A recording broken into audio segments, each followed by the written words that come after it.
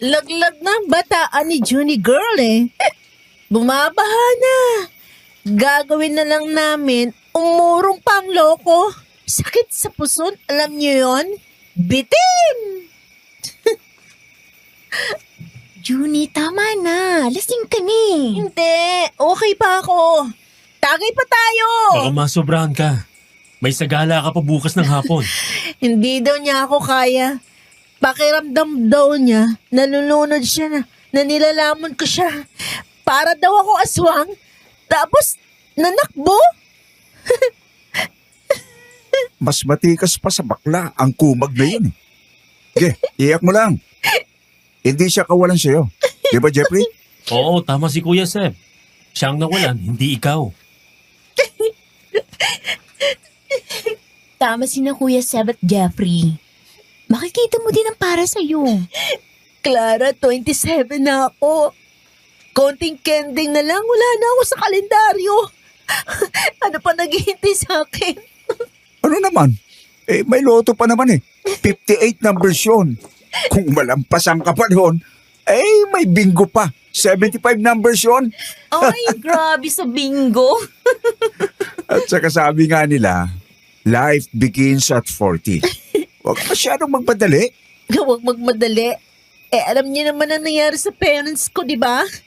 Parehas na turkey. Hindi man lang nakatapak ng 30 ang edad. Nadali naman kasi ng sakit eh.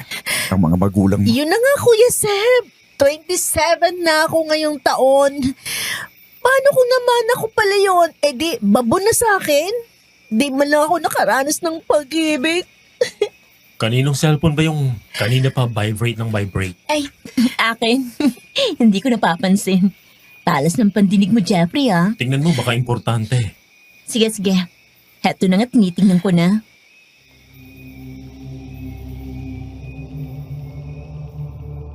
Kinuha ni Clara ang cellphone sa bulsa niya at binasa ang mga messages na pumasok.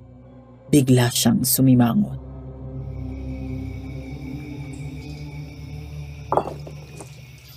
Grabe si Mangot naman yan.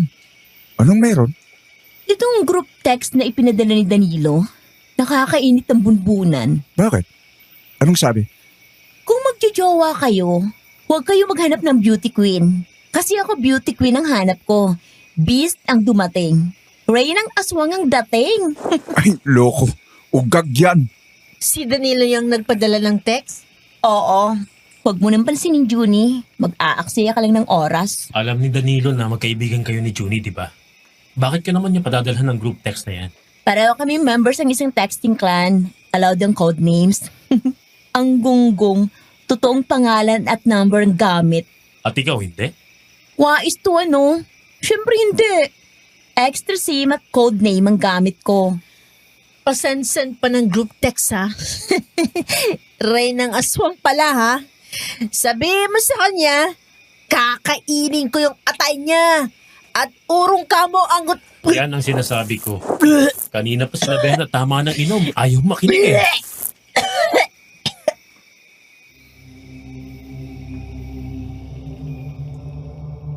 Dahil may sumuka na, tinapos na namin ang inuman. Si Kuya Seb at Clara ang naiwan para magligpit ng pinag-inuman namin. At ako naman ang bahala sa paghahatid kay Junie. Kahit malapit lang ang bahay nila, pinagbanyo ko siya bago kami umalis. Pero nang makita niya ang talahiban, nagsabi na naman siya na naiihi siya.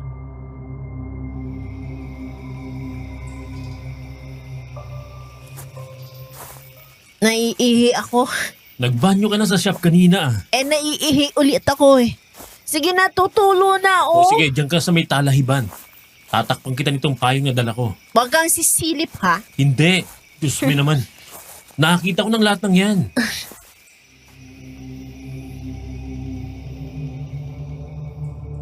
Hinawi ni Junie ng bahagya ang talahib at sumigi ng upo para magbanyo. Nilibang ko ang sarili ko sa pagbibilang ng bituin. Nakakalima pa lang ako nang biglang tumili si Junie. Sino namang hindi mag-aalala, hindi ba? Kaya sumigi ako ng lingon para lang matawag na bastos at makatanggap ng malutong na sampal mula kay Junie.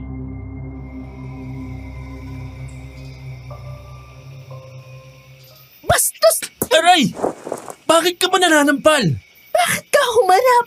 Tumili ka eh. Natural, nag-aalala ko. Baka kung napapano ka na. Kita mo na okay ako, di ba? Oo, kita ko nga. Hindi ka tatalikod ulit ha, bablak ayan kita. Eto na kamahalan, tatalikod na nga po eh.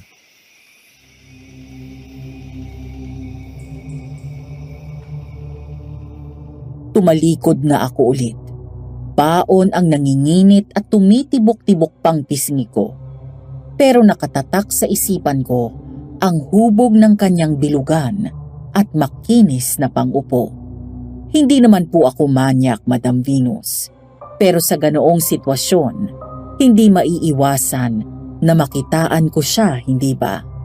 Kaya naman, hindi ko pinalampas ang pagkakataon na magpaliwanag sa kanya.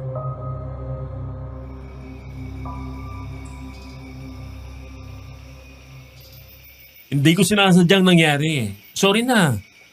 Bakit ka ba tumili? Parang may sumundot sa akin eh, damo lang pala. Grabe ka makasampal. Ang sakit ng pisngi ko sa totoo lang. Sorry na.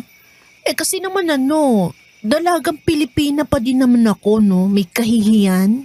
Nakakita ko ng lahat ng yan. Sabay tayong maligo ng mga bata pa tayo, di ba? Iba yun eh, mga bata pa tayo noon. Sus, ganun din yan. Lumaki lang.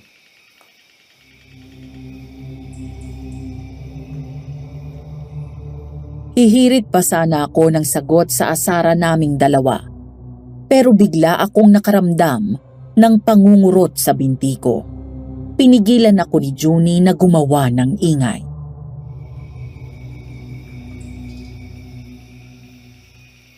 Shh! Makinig ka.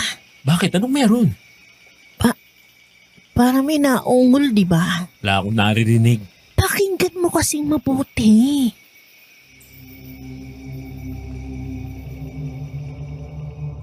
Ako namang si Loco, nakinig. Ang sa akin kasi, pakisamahan ang may amats at baka umiyak. Wala. Katahimikan lang ang meron. Sasabihin ko na sana kay Junie na guni-guni lang niya ang lahat. Nang biglang may nasagap ang tenga ko. Mahina lang sa una, pero parang lumalakas. Kinginanam. Doon na ako kinabahan.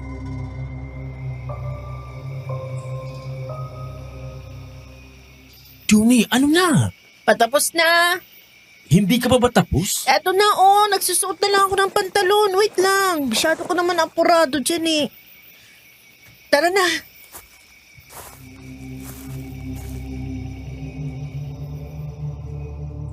Nakarinig ako ng lagabog. Lumingon ako para biruin si Junie kasi akala ko natapilok siya. Pero paglingon ko, nakadapa na si Junie. Sinalubong ako ng kabado niyang tingin at nanginginig na boses.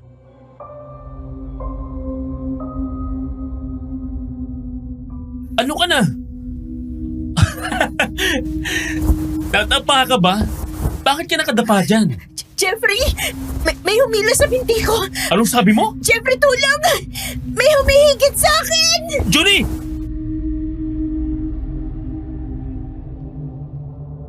Parang baseball star, napadapa kong inabot ang kamay ni Junie para pigilan na madala siya. Pero paghawak ko sa kamay niya, kasama niya akong nakaladkad.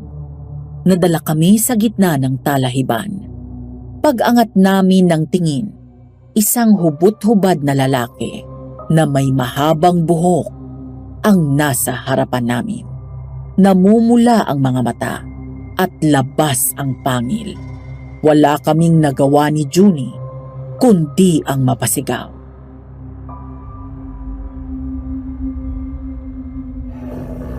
Aswang! Jeffrey, papalapit na! Kakainin na tayo! Huwag ka matakot!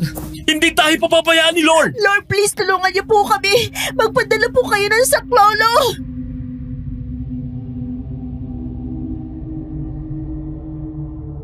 Siyang dating ni Kuya Seb.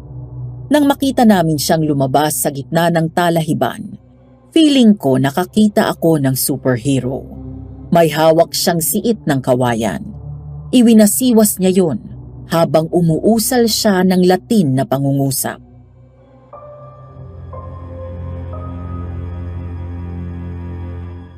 Kuya Seb! Abisete sortes bestras. Tagos hanggang kaibuturan mo ang ampas ay ginawan kay Judas. Layas, aswang! Layas!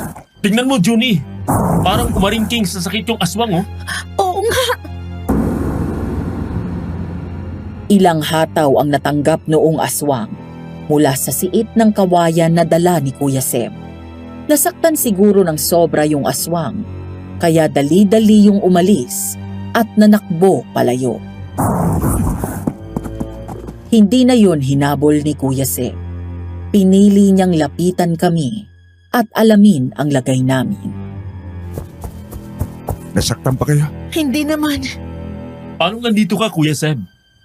Di ba naiwan ka sa shop para magligpit kasama ni Clara? Nag-alala ko sa inyo eh. Kaya sinundan namin kayo. Clara? Pwede ka nang pumunta dito.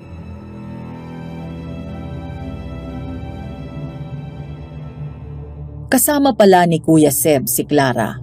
Pinaghintay siya ni Kuya Seb sa labas ng talahiban at saka lang tinawag noong wala na ang aswang. Niyakap agad ni Clara si Junie nang makalapit siya sa amin.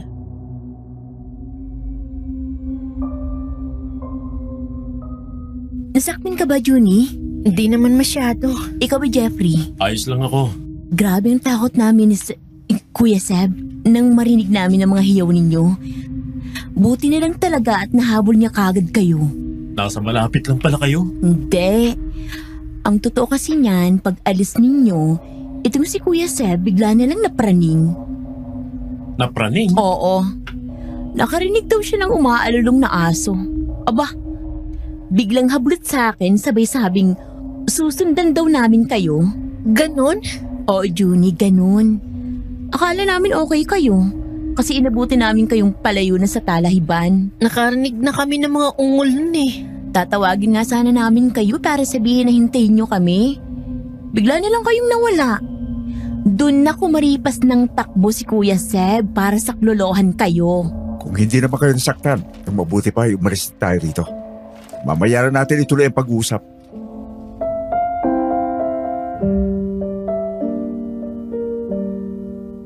Taong 2010 yun. Isang gabi na hinding-hindi ko makakalimutan kailanman. Isang pangyayari na, ano nga yung nauso noong 2024? Muntik na akong maging kwento na lang. Dear Aswang Diaries and Madam Venus, ako po si Jeffrey, Tubong Negros.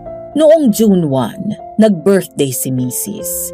Hindi na iwasan na mapagkwentuhan ang aming nakaraan, na siyang nagpaalala sa akin ng aming kakaibang karanasan na may kinalaman sa aswang. Kaya heto ako, nagpadala ng sulat sa inyo, sa mga kapwa ko avid listeners ng Aswang Diaries. Gusto kong marinig ang opinyon ninyo o kung may karanasan ba kayo na katulad ng sa amin. Lapag nyo naman sa comment section pag natapos na akong magkwento. Hihintayin ko kayo sa comment section. Nasa na nga ba ako? Yung gabi sa talahiban. Paglabas namin ng talahiban, para kaming mga hunghang, nananakbo hanggang sa makaabot kami sa harap ng bahay ni na Junie. Halos magiba ang gate sa kakakatok namin.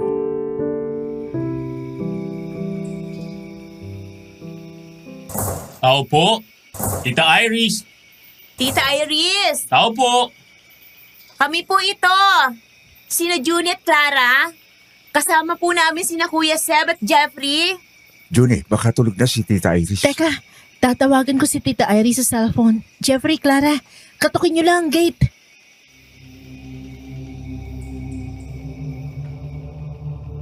Pandalas kami ng katok sa gate ni na Junie habang tinatawagan naman ni Junie sa cellphone si Tita Iris. Hanggang sa nakarinig kami ng mga mahihinang yabag mula sa loob. Kasunod ang sigaw ni Tita Iris. Kasunod ng pagmamaktol niya. Dahil sa hiya, nagpaliwanag ako sa kanya habang binubuksan niya ang gate.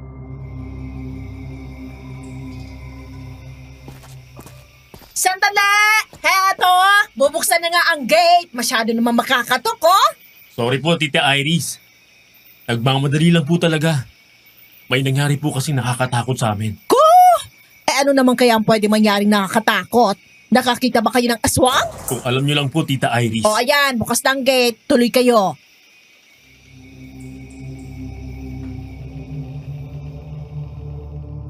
Pero nang mabuksan ang gate ni na Junie, isang babae na may maitim at nangingintab-ngintab na muka ang sumalubong sa amin. Napasigaw na naman kami ni Junie at sa pagkakataong yun, kahit si Kuya Seb at Clara ay napasigaw din.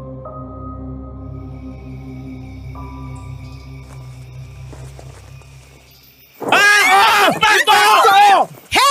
Linchak na kaiingay nyo, ah. Anong impakto? Baka ang balusin ko kayo. Gandang-ganda ko, eh. Tita Iris? Oh, ako nga ito, Seb. Ha? First time nyo makakita ng mud pack? Eh, bakit po kulay itim yan? Aba, malay ko. Bigay lang to ni Eleanor. Ni Mama? Hmm. Baka yung galing Japan. Oo, ng mama nyo. May iba pa ba kayong kilalang Eleanor na magbibigay sa akin ng mud pack? Sobrahan yata kayo sa paglalasing, eh. Tumuloy na nga kayo. Thank you po. Dumiretso na kayo sa garden, ha? Sisilbihan ko kayo ng kapeng barako at ng humulos yung kalasingan nyo.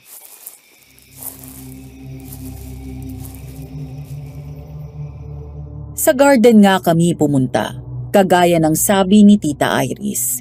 Kanya-kanyang higit kami ng silyang bakal sa garden set nila. Doon na ako nag-umpisang magkulit kay Kuya Seb. Kahit si Junie at Clara ay nagbato din ng mga tanong nila.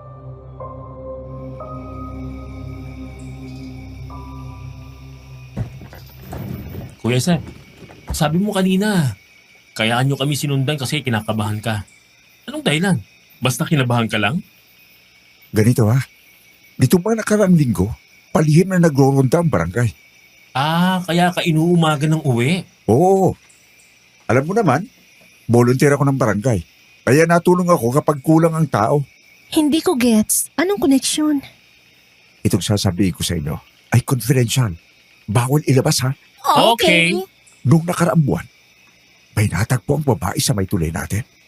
Nagkahasa ng aswang. Sabi ni Kamaning. Kuya Seb, di ba si Kamaneng yung kanang kamay ni Mayor na espiritista? Oo, Junie. Yun na. Kung si Kamaning ang may sabi, hindi na ako magtataka kung bakit napraning si Kuya Seb. Di ba? Hindi pa nagkamali yun kahit kailan. Medyo palyas siya ngayon. Paanong palya, Kuya Seb? Hindi pa sakto sa sinabi ni Kamaning yung itsura ng aswang kanina? Sakto naman, Jeffrey.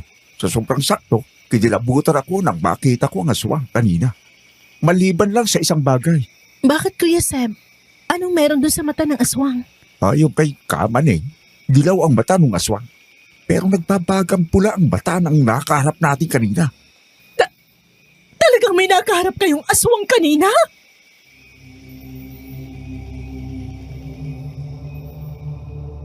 Nalimutan namin na nagsabi si Tita Iris na magdadala siya ng kape. Kalokohan kung magpapalusot pa kami. Kaya naman, wala nang nagawa si Kuya Seb, kundi ang sabihin din kay Tita Iris ang mga nasabi niya sa amin.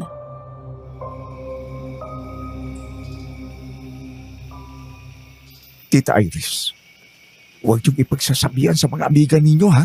Malilintikan ako sa barangay. Eh bakit ba kasi ayaw ipaalam ng barangay sa mga tao para makapag-ingat? Utos daw po ni Mayor. Anong kalokohan naman kaya yun? Una, ayaw na kasi ni Mayor na bahain tayo ng media. Tama naman si Mayor doon, Kuya Seb. Medyo liblib tayo. Kung sakaling mapabalita na may aswang sa lugar natin, gagawin tayong kwentong katatakutan ng media. Kaya nga, isa pa, gusto talaga ni Mayor na mahuli ang salarin. Aswang man o hindi. Kaya please lang po, Tita Iris, tumupad po kayo sa pangako ninyo. Oo, naiintindihan ko. Paano po? Alis na kami ha? O sige, ingat kayo.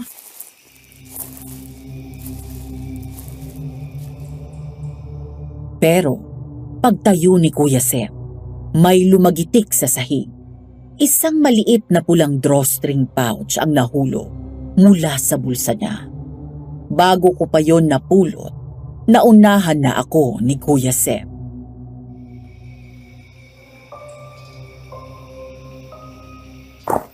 Uy, ano tong pulang bagay na to? Bulsikot ko yan. Buti na lang hindi nalakdawan na kung sino itong bulsikot ko. Ang bilis mo, Kuya Seb. Pupulutin ko sana para sa'yo eh. Anong naman ba niyan, diamond? Daya mo ka dyan.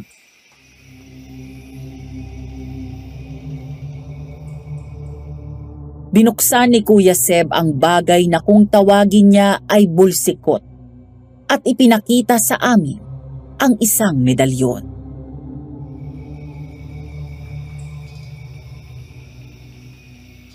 Itong medalyon ng Infinito Diyos. Umiinit ito kapag may malapit na aswang sa paligid. Kailan ka pa nag-albularyo, Kuya Seb? Hindi ako albularyo, Juni. Malayo. Ano ka, pagano? Hindi rin.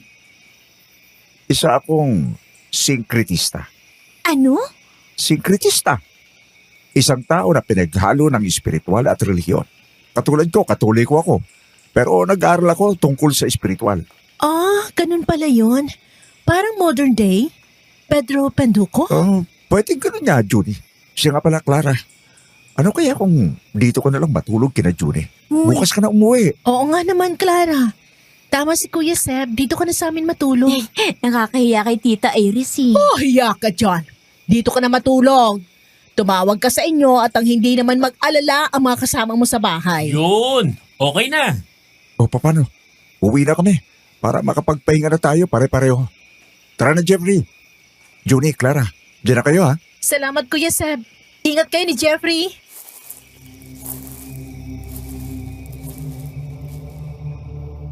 Kinabukasan, nagkita-kita kami ni na Clara sa pila ng mga arko ng Santa Cruzan. Sinalubong kami ng nakakainit na ulo na tawanan ng mga tambay at mga tsismosa.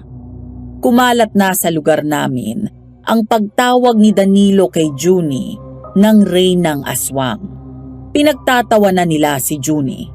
Galit na galit si Clara.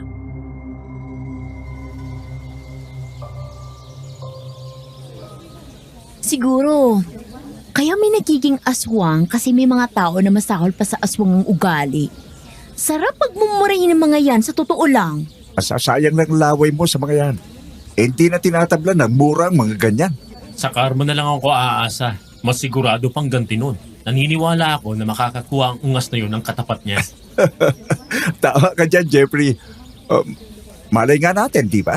Mamaya biglang lumabas na lang siya dyan na panay kagat ng aswang.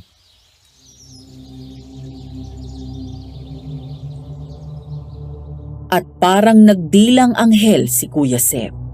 Biglang gumulong mula sa talahiban ang katawan ni Danilo. Duguan, puro kagat, walang pang-ibaba. Tilian ang mga tao sa paligid. May nahimatay pa mula sa kulumpunan ng mga tsismosa. Agad na tinawagan ni Kuya Seb ang barangay at ipinaalam ang nangyari.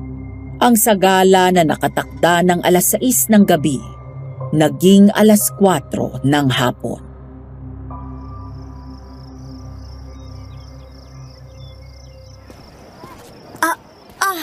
Grabe to.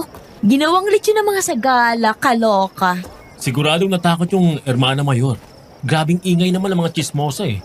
Pagkarinig kay Kamaning, sige nang tilian. Aswang naman pumutay kay Danilo.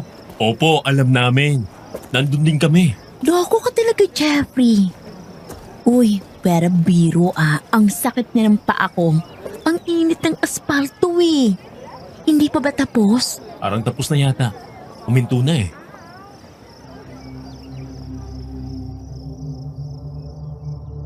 Konti lang ang pinaghintay namin at nakita ko nang palapit si Kuya Seb.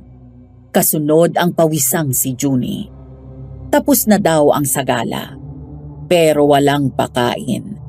Tetra Pak at isang cupcake lang ang pinamigay ng Hermana Mayor. Pagkatapos ay umalis na parang wala lang.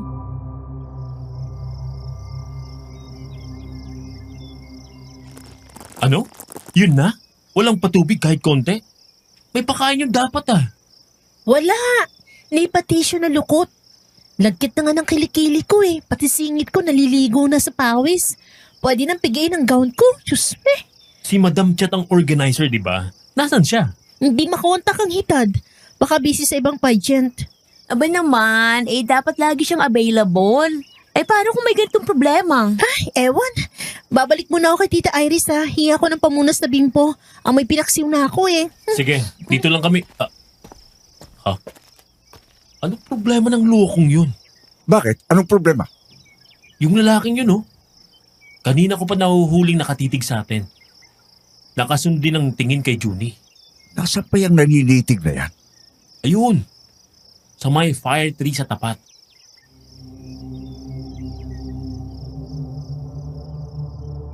Gwapo yung lalaki. Ibig kong sabihin, gwapo din ako. Pero iba ang isang yon. Ang lakas ng dating. Tisoy. Nakapusod ang medyo mahabang buhok.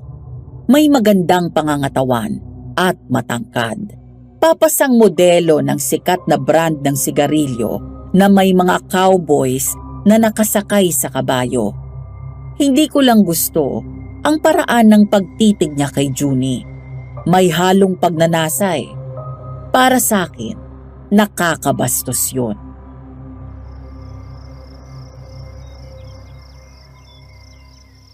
Ayun.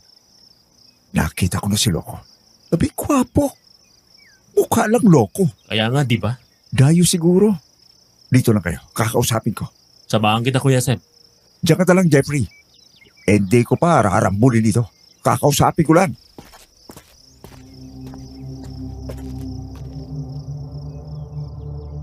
Pero hindi inabutan ni Kuya Seb ang lalaki. Nakatunog siguro ang loko na siya ang pinag-uusapan namin ni Kuya Seb. Kaya umalis agad at naglaho na parang bula. Dahil walang inabutan, bumalik agad sa amin si Kuya Seb. Magkasunod lang sila ni Junie.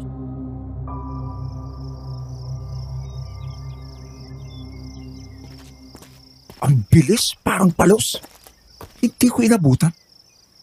Oh, kumusta, Junie? Nakabalik ka na din pala. Nakontak mo pa si Madam Chat? Hindi eh. Si Tita Iris na lang daw bahal magreklamo kapag nakita niya si Madam Chat. Lagot siya sa tita mo. Parang Armalite pa naman ang bibig doon kapag galit.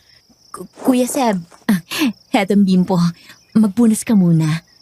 Salamat, Clara. Ano nga palang ginagawa mo kanina, Kuya Seb? Nakita ka namin ni Tita Iris na sinisipat-sipat mo yung fire tree sa tapat? May hinahanap lang akong tao pero hindi ko na inabutan. Saan galing yung iced tea mo, Junie? Gusto mo humigop, Jeffrey? May poging namimigay ng iced tea doon kanina, oh. Siguro tauhan ng Hermana. May talang cooler. Ano? Junie, mukhang modelo ba ng sikat na brand ng sigarilyo? Yung pogi na tinutukoy mo? Tama ka dyan, Jeffrey. Ang pogi! May bago na akong target. Aalamin ko kung saan nakatirang lalaki yun at jojowain ko. Nasaan ang lalaking yun? Bigla nga nawala eh. Kakausapin ko pa sana pero pagkaabot ng iced tea sa akin, umalis na.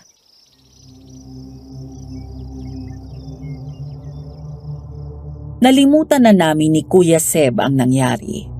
Pero parang nagbibiro ang tadhana. Nakita ulit namin siya. Sa pagkakataong yon, sa palengke naman namin inabutan ang loko. Araw ng Sabado noon. Katatapos lang naming mamili ni Kuya Seb. Palabas na kami ng palengke nang mapansin ko na pandala si Kuya Seb ng pisil sa likod ng tenga niya. Kaya tumigil muna kami sa bilihan ng palamig.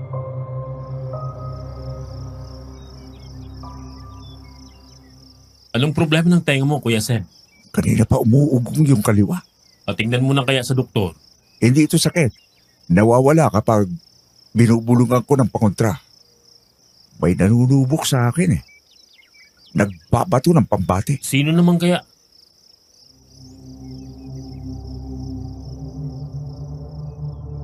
Hindi ko na naituloy ang sasabihin ko dahil nang mapatingin ako sa tindahan ng panyo na nasa tapat ng bilihan ng palamig, nandun ang Kolokoy. Naninitig na naman.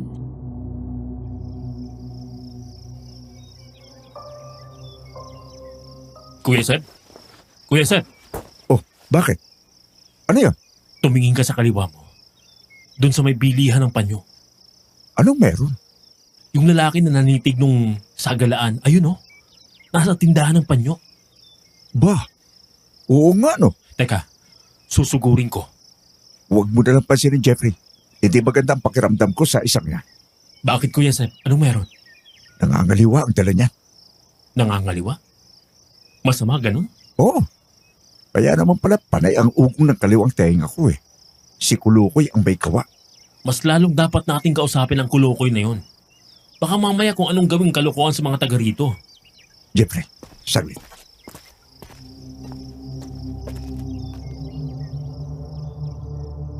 Sugod marino kong nilapitan yung lalaki. Nang nasa mismong harapan na niya ako, abat umismid pa. Talagang sinusubok ang pasensya ko ng ogag. Hindi po ako basagulero, Madam Venus. Talagang nakakagalit lang po ang angas ng lalaki. Pero sinubukan ko pa ding maging sibilisado sa kanya.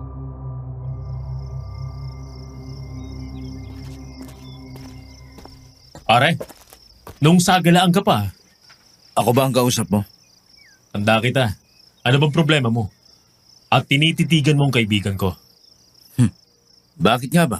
Hindi ka nakakatawa. Tigilan mo na. Sinong may sabi na nagpapatawa ko? Kung gusto mong tumawa, kumuha ka ng payaso. Sira ulo ka.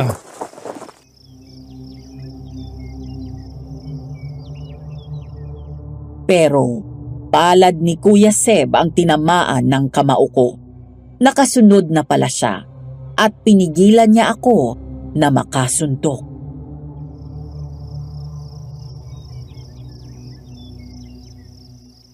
Kuya Seb, Pops, hili lang Jeffrey. Hindi tayo palaway dito. Pasensya ka na dito sa kapatid ko ha. Bendahan mo. Nangangagat eh. Ganun ba? Nangangagat.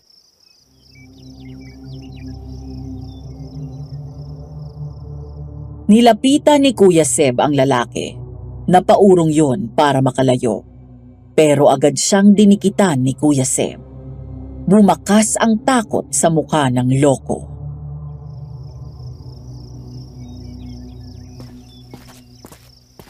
Dayo ka no? Bakit? Hindi ba kayo pabait sa mga dayo? Kumporme sa dayo. Kapag mabait, syempre mabait din kami. Pero kapag nananarantado, nagiging gago kami. Kaya kung ako sa iyo, umayos ka ha. Hindi mo alam ang pwede mangyari sa iyo.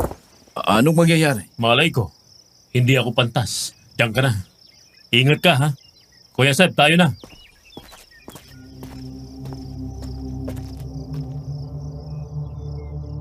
Ilang beses tinapik-tapik ni Kuya Seb ang pisngi ng lalaki bago niya tuluyang nilayuan. Pagkatapos ay niyaya niya na akong umalis. Saglit kaming nagpunta sa shop para ayusin ang mga pinamili. Pagkatapos ay umuwi na rin kami. Malapit na kasi kami sa bahay nang makita na naman namin ang lokong lalaki. Nasa may harap ng bahay namin at kausap si Junie.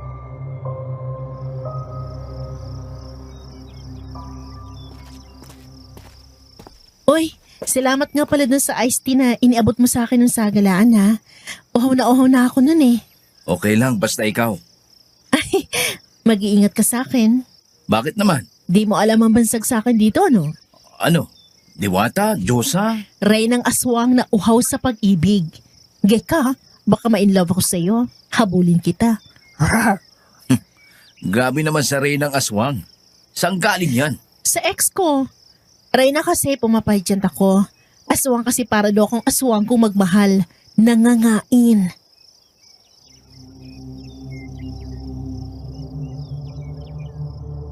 Nakaramdam ako ng hindi maipaliwanag na inis at galit. Muntik na akong mapaaway sa palengke dahil sa Kolokoy, hayon at kabiruan na ni Junie.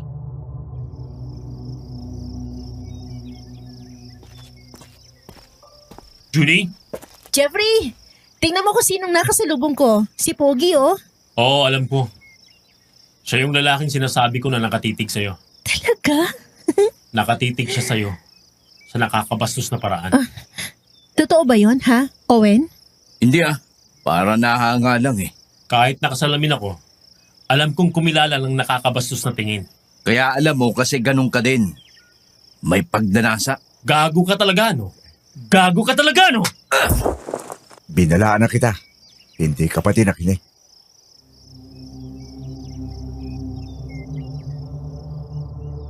Binigyan ni Kuya Seb ang bastos na lalaki ng malakas na suntok. Sapul na sapul ang loko, sadsad sa simento. Akmang tatayo ang lalaki para gumanti ng suntok nang marinig namin ang boses ng mama namin. Kararating lang niya, kasama si Madam Chat at Clara. Napaigtad ako nang sumigaw siya. Maging si Kuya Seb ay natigilan.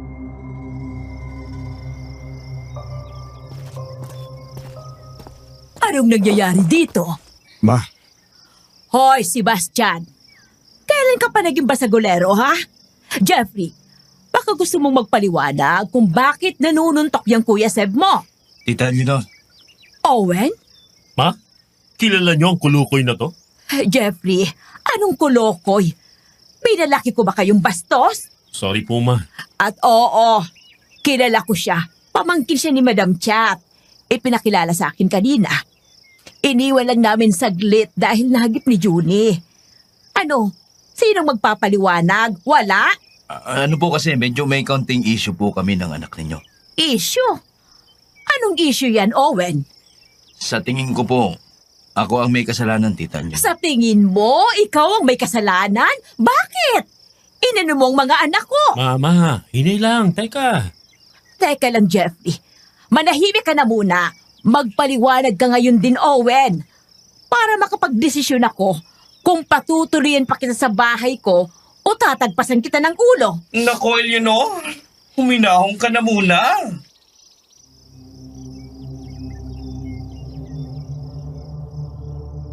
Sopistikada, maganda at malambing. Yan ang nanay namin na si Eleanor. Marami ang nagsasabi na misteryosa siya. Madalas tahimik si mama at ang hilig niya ay ang magbasa ng libro. Malinis sa bahay, maasikaso sa mga anak. Hindi pala away, pero ayaw niyang malalaman na naaapi kami. Kahit si Andres Bonifacio, mananakbo kapag nagalit ang mama namin. Kaya naman, ganoon na lang ang pamumutla ni Madam Chat nang mag-iba ang tono ni mama.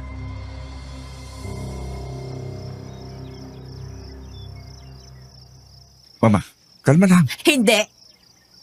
Anong kalma-kalma ka dyan, Sebastian? Ellie, sister. Eleanor, relax lang ha. Owen, magpaliwanag ka na. Naku po, sa dami ng gagaguhin mo, mga anak pa ni Eleanor. Diyos ko namang bata ka. Nagkainitan lang po kami kanina sa palengke. Hindi ko po sinasadya. Nagkainitan? Sinaktan mo bang mga anak ko? Hindi naman po umabot sa ganon.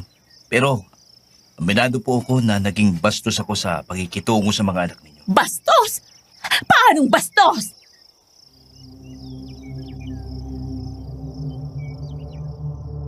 Biglang nawala ang kaangasan ng loko. Magalang at mahinahon niyang isinalaysay kay mama ang nangyari.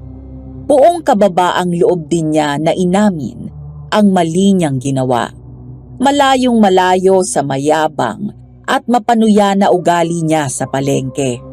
Kulang na lang, labasan siya ng sinag sa ulo at tubuan ng pakpak.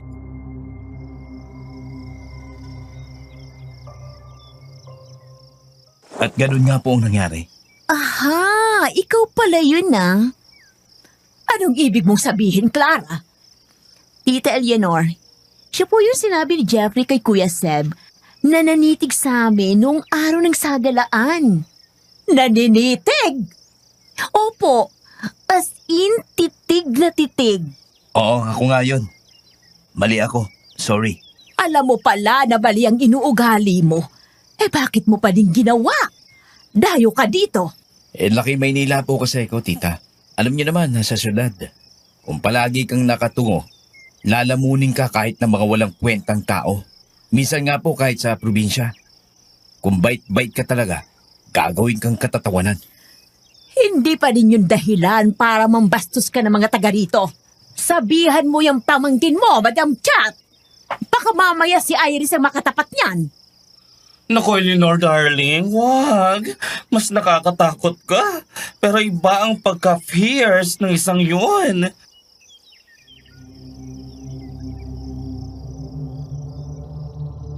Totoo ang sinabi ni Madam Cha. Ibang klase ang tita ni Junie, na si Tita Iris. Babaeng bakla yun, pero parang barako kung magalit.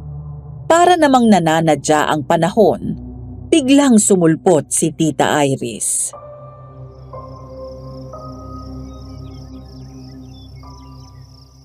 Hello, Eleanor? Hello, Chat? Madam Chat ka na pala ngayon. Kumusta? Okay naman ako. Sino yung hunky boylet na kasama nyo? Bagong fafa mo, Madam Chat? Ang bata Hindi. Pamangkin ko ang isang to. Galing Maynila, nagbabakasyon. Ganun ba? Pogi, Gawin mo kayang konsorte sa mga sagalaan, pagkakaguluhan yan. Sa tingin ko nga. And speaking of sagalaan, mabutit na hagip kita. May reklamo ako. Bakit? Anong problema? Alam mo kasi, itong si Johnny Perco, si Junie na alaga mo na ngayon, may isinumbong siya sa akin tungkol sa nangyari sa sagalaan. Bakit? Ano daw problema ni Junie? Ay nako, grabe ang sunburn sa batok. Uhaw na uhaw din. Sabi mo ikaw ang bahala. Ay, pasensya ka na, Iris, Busy kasi ako sa Maynila nung araw ng sagalaan natin dito. Hindi ko naman nakalain na may mangyayaring aberya. O ano, sorry na lang? Ha? Huwag ka na magalit, Iris. Band na ang huklubang yun sa pagiging hermana. Kinausap ko ng ibang organizers. Hindi na makakaulit ang bruhang yun sa amin. Ay mabuti pa pumasok tayo. Sa loob na natin ituloy ang pag-uusap natin. Mataas na ang araw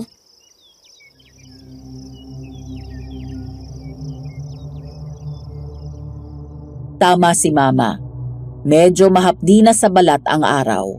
Nagpasukan kami sa loob bago pa kami tuluyang maging letsyon. Dinatnan namin si Kuya Seb na nakapaghanda na ng maiinom. Nagpakilala ng ayos si Owen sa amin at humingi ulit ng paumanhin. Si Junie naman, hindi itinago ang pagkaakit kay Owen. Talaga namang tinabihan pa ng upo sa sofa.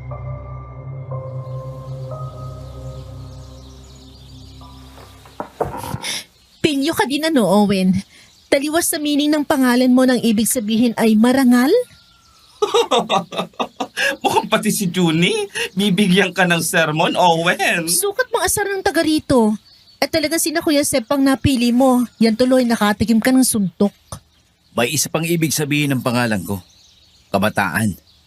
Halos kapareho lang sa'yo. Oh, di nga. Evergreen at young. Mukhang hindi naman nagkamali. Mukhang bata ka pa. Ilang taon ka na ba, Junie? Owen, ano ka ba naman? Hindi mo dapat itinatanong ang edad ng babae. Okay lang po, Madam Chat. So, ilang taon ako, ha? Hulaan mo kaya? 18? Mukhang 18 ka eh. Bola. Grabing mambola. Grabe naman talaga. Mukha akong 18. 27 na ako. Ikaw ba, Owen? Ilang taon ka na ba? 31 na ako. Bet na bet. Anong masasabi mo sa akin bilang girlfriend? Swerte ang lalaking magugustuhan mo.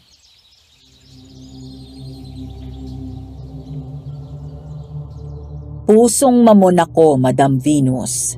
Napatawad ko si Owen sa kabastusan at kaangasan niya nang makita ko siyang nagpakumbaba kay Mama.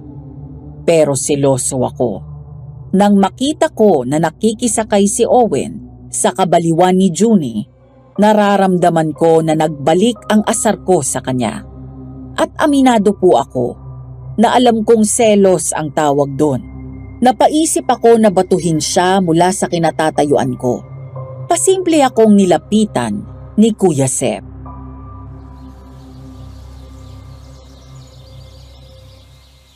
Ano? Okay ka pa ba? Baka palipanin mo yung vase ni Mama. Nagkaling pang India. Baka. Siguro. Depende. Mukhang nag-enjoy naman si Junie sa kanya eh. Okay na din. Mapagpapasensyahan na din. Pero sana, huwag niyang malimutan ang grace period. Grace period? Kung nagkarelasyon ka at naghiwalay kayo, kailangan magpalipas ka muna ng 3 buwan bago ka makipagrelasyon ulit. Eh, sinong gumawa ng batas niyan? Parang nakakaloko ah. Mga tagapagtanggol ng moralidad, siguro.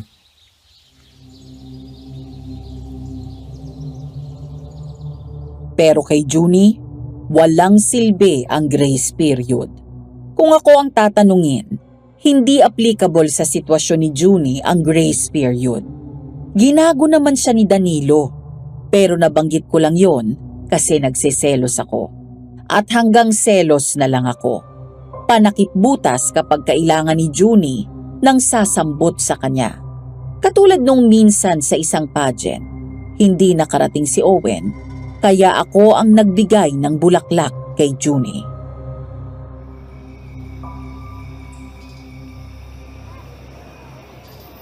Hoy, salamat sa inyo ha. Hindi niyo pinabayaan si Junie. The best talaga kayong sumuporta. Okay lang po, Tita Iris. Hindi ba kami nakakaabala, Seb? Tako, wala ho yan. Isa pa, party po yan ng trabaho bilang volunteer. Swerte nga po ako kasi habang nagbabantay, nakakakita ko ng magagandang chika babes. Ah, aray! Ay, sorry, Kuya Seb. Mali ako ng tapak. Masakit ba? Okay lang. Basta ikaw, Clara.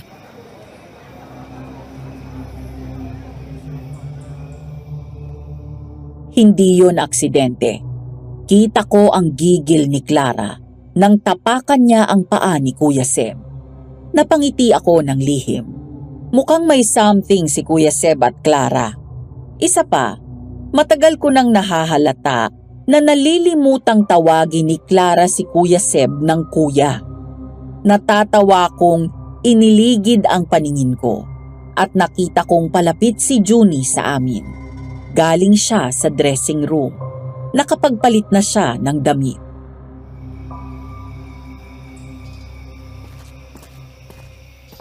Nandito na ako. Si Owen ba nakahabol? Inimbitahan ko siya eh. Sorry darling, busy daw si Owen. Ay, hindi siya nakahabol. Sayang. Nakakainis nga.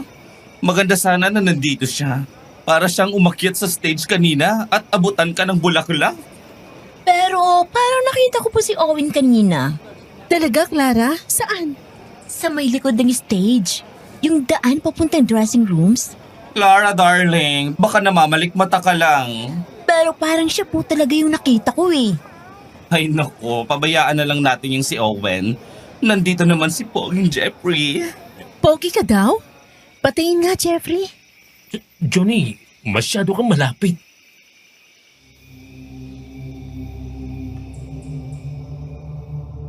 Amoy na amoy ko ang mabango niyang hininga at ang pabango niya na masarap sa ilong. Medyo na-conscious ako dahil sobrang lapit niya sa akin. Pero hindi pansin ni Junie ang pagkabalisa ko. Hinawakan niya ako sa may panga at sinipat-sipat pa ang mukha ko.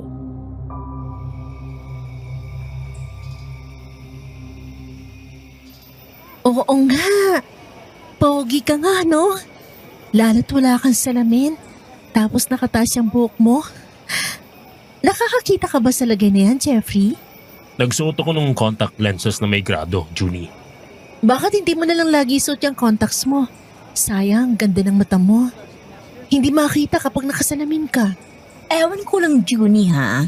Pero parang nakakadagdag sa personality ni Jeffrey salamin. Yee, si Clara. Mukhang tinamaan ka kay Jeffrey. Support kita, friend. Kung wala na kayong nalilimutan, tayo na. Konti na lang tao dito. Oh, Kiss. Ay, nalimutan ko sa dressing room yung cellphone ko. Sigurado ka ba? Baka nasa bag mo lang. Tingnan mo muna.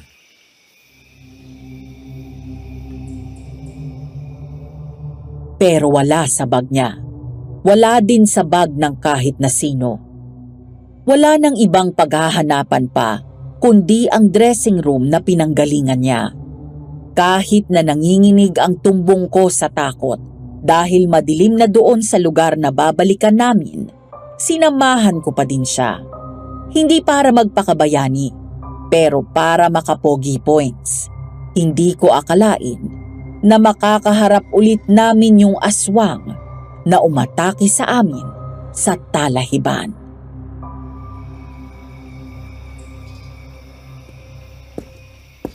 Ang dilim na pala. Dapat yata si Kuya Seb na lang sumama sa akin. Okay ka lang ba? Di ba takot ka sa dilim? Okay naman. Buhay pa. Sigurado ka? Parang ang lamig nitong kamay mo na hawak ko. Hindi yan. Baka gawa lang kanina. Oo nga pala, no? Hindi ka sanay na humarap sa maraming tao. Pinakamarami na yung sinisilbihan mo sa cafe computer shop nyo. Totoo yan. Buti nga hindi ako nadapa. O kaya nasuka kanina. Grabe kaya ang kaba ko. Hindi halata. Sa totoo lang, muntik na kita hindi makilala. Oops.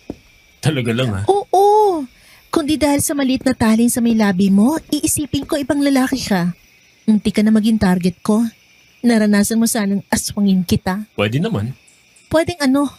Pwede mo akong asumangin.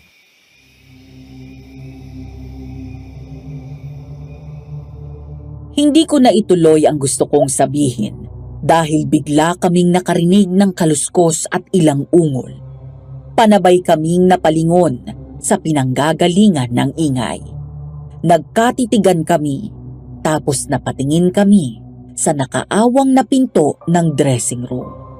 Patay ang ilaw doon pero may kaunting liwanag na nasisilip sa bintanang salamin. Galing yun sa poste na nasa may malapit lang.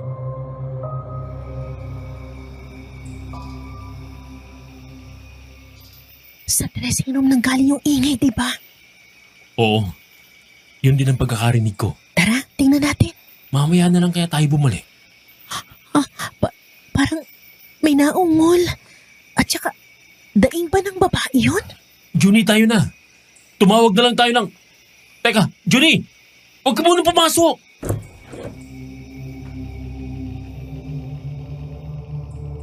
Pero bago ko pa siya napigilan, naitulak na niya ang pinto at sinindihan ang ilaw.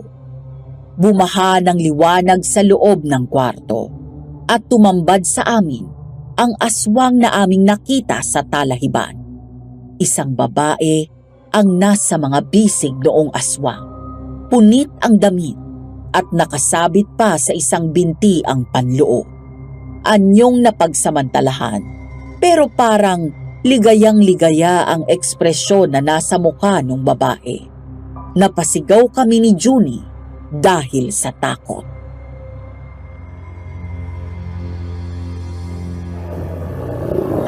Aswang! Diyos ko po! Kakainin tayo! Hindi ako papayag!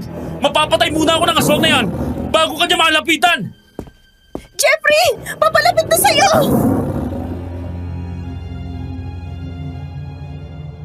Kahit takot ako, nagawa kong makuha ang bakal na nakita kong nakasandal sa sulok. Sinalubong ko ang aswang na papalapit sa akin at hinataw yon gamit ang bakal na hawak ko.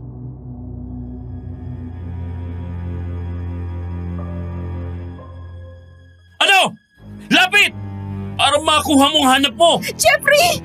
Diyan ka lang sa tabi, Junie! Hindi ko hahayaan na malapitan ka nitong aswang! Mga walang laban na ang kaya mo eh! Ano? Babasagin kong bungo mo!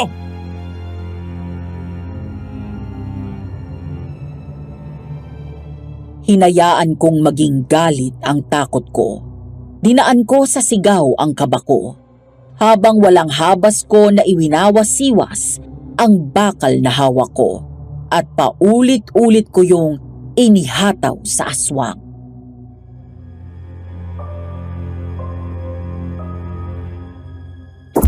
Ano? Dudurugin ko mukha mo? Jeffrey! Abat talagang hinawakan mo pa talaga ang tubo ah? Bitaw! Ingat, Jeffrey!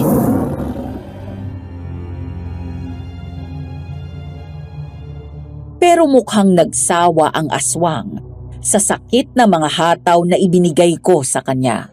Dahil biglang sinalag ng aswang ang mga hataw ko at hinawakan ang kabilang dulo ng bakal na ipinanghahataw ko sa kanya. Pagkatapos ay pasalyang binitawan yon. Dahil doon, saglit akong nawalan ng balanse.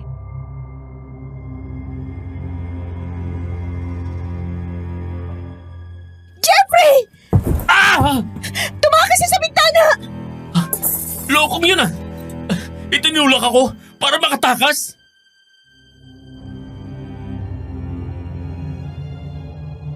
Sinamantala ng aswang ang pagkawala ng balanse. Basag ang salaming bintana ng kwarto. Dahil doon dumaan ang aswang para makatakas. Hapong-hapo ako dahil sa takot at pagod sa paglaban sa aswang. Hinahapo akong naupo ng pasalampak sa sahig.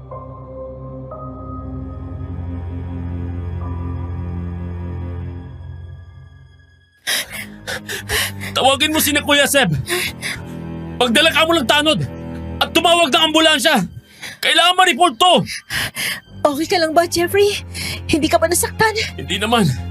Puntahan mo na si na Kuya Seb sa covered court. Kailangan malapatan ng paunang lunas ang biktima. Hindi ko kaya lumakad. Ayaw tumigil ang panginginig ng tuhod ko. Okay. Ako na lang ang tatakbo sa kanila sa covered court. Dito ka lang. Para may kasamang biktima. Ayoko, natatakot ako. Hindi ko kaya mag-isa. Pasensya ka na, Jeffrey. Hindi ko talaga kaya. Okay. Okay. Paano kaya?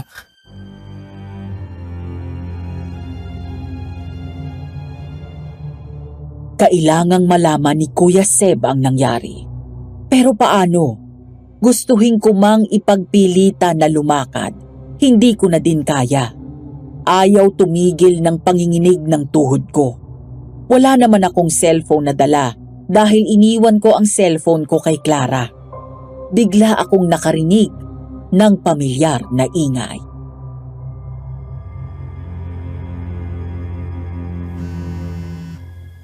Junie, nakakarinig ako ng ingay.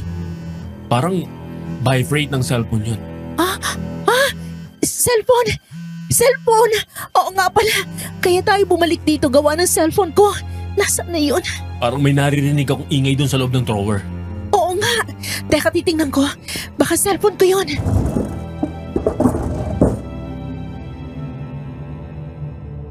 Tama nga siya.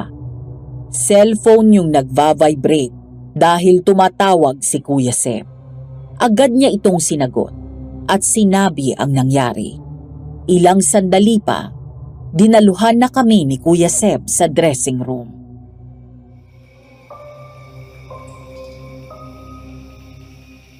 Nai-report ko na sa barangay ang insidente. Papunta na sila rito. Pinauna ko nang umuwi si Tita Iris. Pinasamahan ko na siya sa apo ni Kamaning na volunteer din. Salamat, Kuya Seb, sa pag-aasikaso mo kay Tita Iris.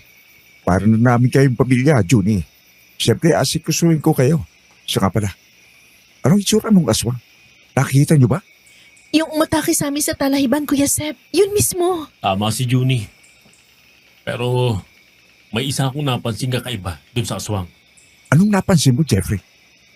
Madilaw ang mata nung aswang ngayon. Sigurado ka ba, Jeffrey, na madilaw? Oo, kuya.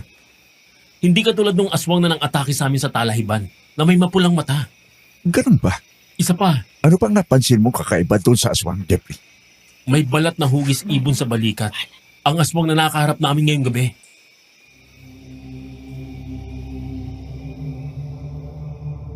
Lumipas ang 3 araw. Nabalitaan ni Mama mula kay Tita Iris na hindi nakakatulog ng ayos si Junie. Nang marinig yon ni Kuya Seb, agad niya akong niyaya upang dalawin si Junie. Pagdating namin sa bahay nila, sinalubong kami ni Tita Iris. Doon niya kami pinatigil sa garden nila.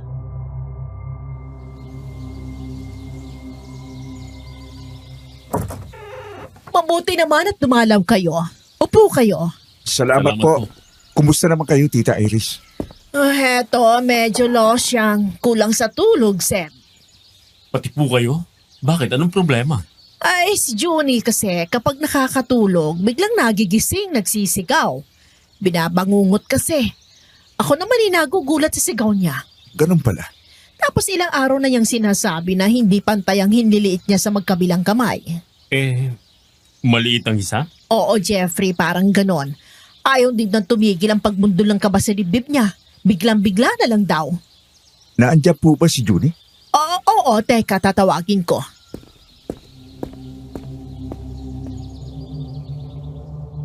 Bumalik si Tita Iris sa loob ng bahay nila para tawagin si Junie. Si Kuya Seb naman ay may inilabas na mutya na nakabalot sa puting papel.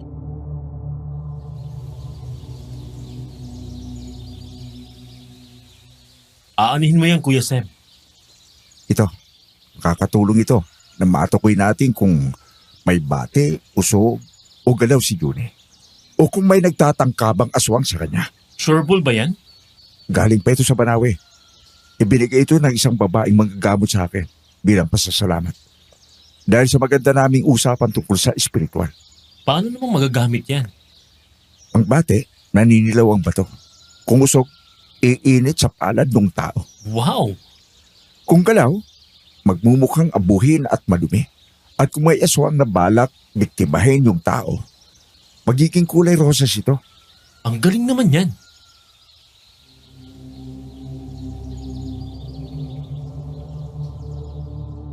Ilang sandali pa ay bumaba na si Junie. Kalumata at naglalakihan ang mga eyebags niya. Medyo maputla at namayat din siya. Nang kausapin niya kami, medyo paos ang boses niya.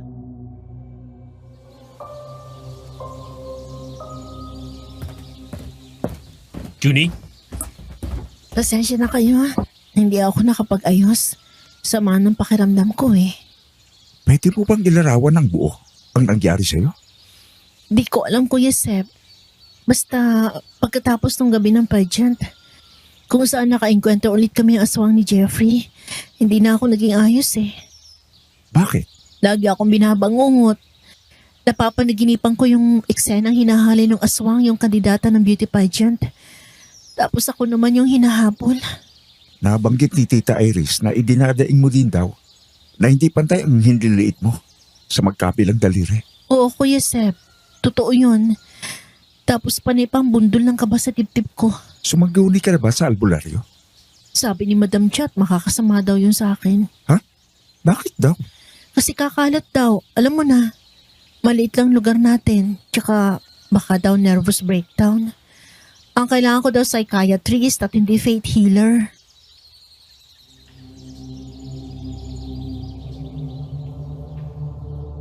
Nagkatinginan kami ni Kuya Seb. Anong kalokohan naman ni Madam Chat yun? Psychiatrist? Lalo nang nalintikan ang karir ni Junie kung magkakaroon siya ng record ng mental issue. Lalabas na hindi siya matino, na may amats siya sa utak. Siguro ay pareho kami ni Kuya Seb ng naisip, kaya inalok niya ng tulong si Junie.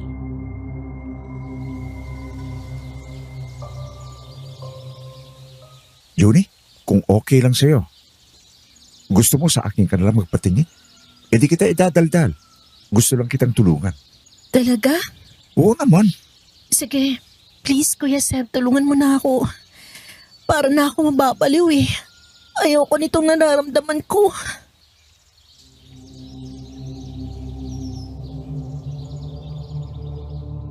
Umusal ng Latin na pangungusap si Kuya Seb at pinahawakan kay Junie ang bato.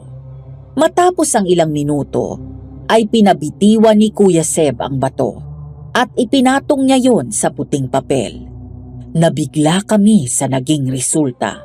Halos kulay rosas na medyo naninilaw na abuhin ang kulay noon.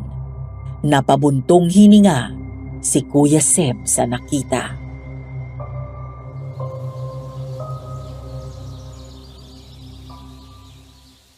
Kuya Seb, Junie, kumusta?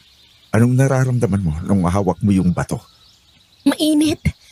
Hindi naman nakakapasok pero talagang mainit. Akin ang parehong kamay mo, Junie. Gamutin muna natin ang bate at usok mo. Sige, Kuya. Maria Juniper ang buong binyag ang pangalan mo, ano? Oo, Kuya Seb.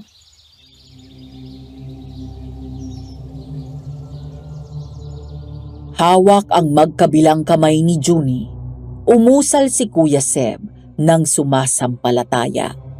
Pagkatapos ay may binanggit siyang Latin. Kasunod ang 3 beses na pagbuga ng pakrus sa magkabilang palad ni Junie.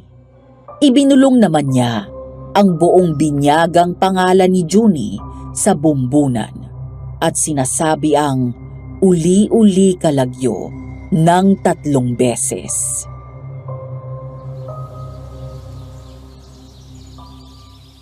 Tapos na ba ang gamutan, Kuya Seb? Tingnan mo na, Junie. Check mo kung pantay na. Paano kung hindi? Saka na natin alalahanin kung hindi. Tingnan mo muna kung nakuha pa.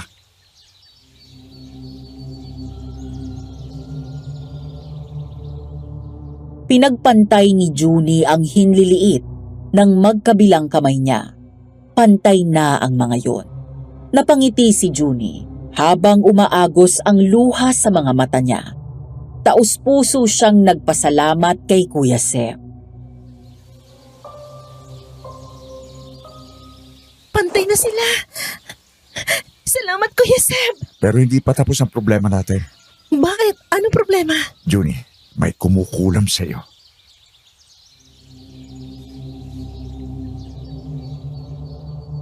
Saktong palapit sa amin si Tita Iris nang sabihin yon ni Kuya Seb. Basag ang mga basong nabitiwan niya.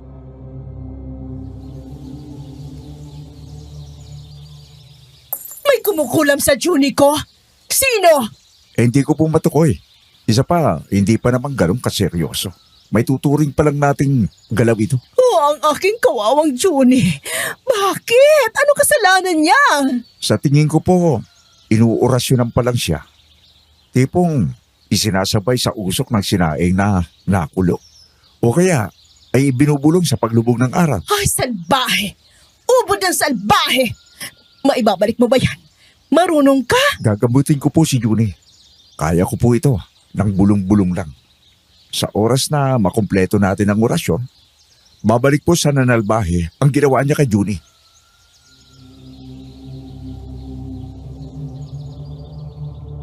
At yun nga ang ginawa ni Kuya Seb. Umusal ulit siya ng dasal.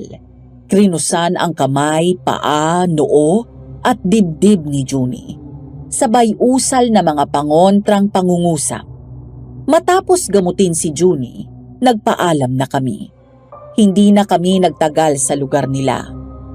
Ang sabi ni Kuya, para hindi maibalik ng gumalaw kay Junie ang palipad hangin. Tagumpay ang panggagamot ni Kuya Seb. Pero siningil siya, trinangkaso siya.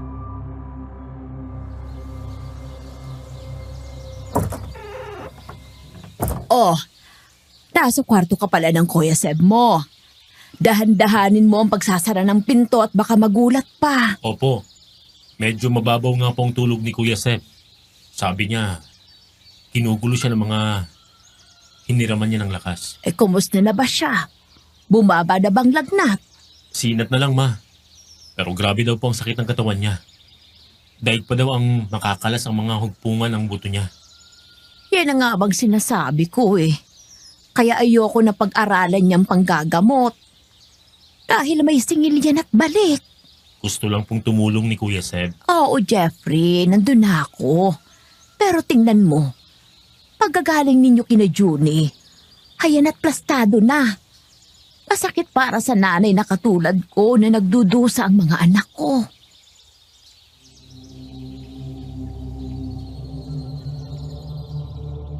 Kita ko na naluha si Mama. Madali talaga siyang mag-alala at nervyusin kapag kami ang may sakit. Inakbayan ko si Mama. Marahan ko siyang inalog-alog sa braso. Ramdam ko na unti-unti siyang kumalma.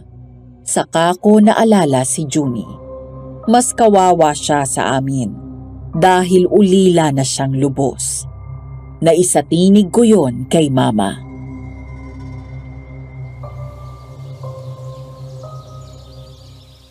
Mas kawawa po si Junie. Wala na po siyang magulang tulad namin na nag-aalala para sa amin. Isa pa yung batang yan. Hanga ako sa kanya.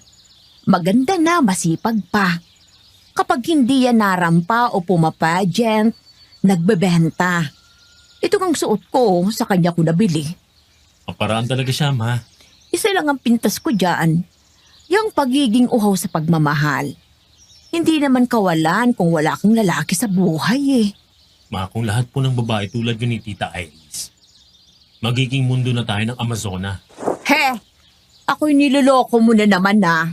Halika rito at ipapakita ko sa iyo ang pagiging Amazona ko.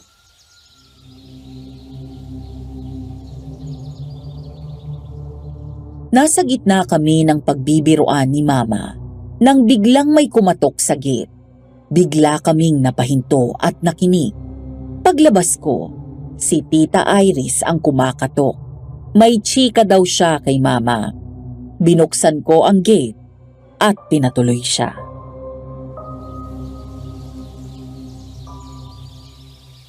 Ellie! Nandito ako! May dala kong mango at guyabano puree. Fresh from Los Baños, Laguna. Gawa ng mga Piligrina. Oy, matagal-tagal na akong hindi nakakatikim niyan. Eh, salamat. Kaya nga dinalang kita ng ilang bote. Alam ko na gusto mo to. At may chika ako sa'yo. Ano yun? Yung si Madam Chat. Aba, nagkalat daw sa gitna ng isang pageant sa Paco, Manila. Abay, kailan nangyari yan? Paano nagkalat? Kagabi lang. Habang nagkakasiyahan daw, biglang sumuka ang hukluma ng dugo. Ay, naku po. Di nagkagulong mga tao. Aba, syempre kagulo ang tao. Kasi nga naman, baka may TB o kung anong nakakahawang sakit. Hayon, sabi nung nakasalubong ko na kasambahay nila, nakakulong lang daw sa kwarto si Tanda.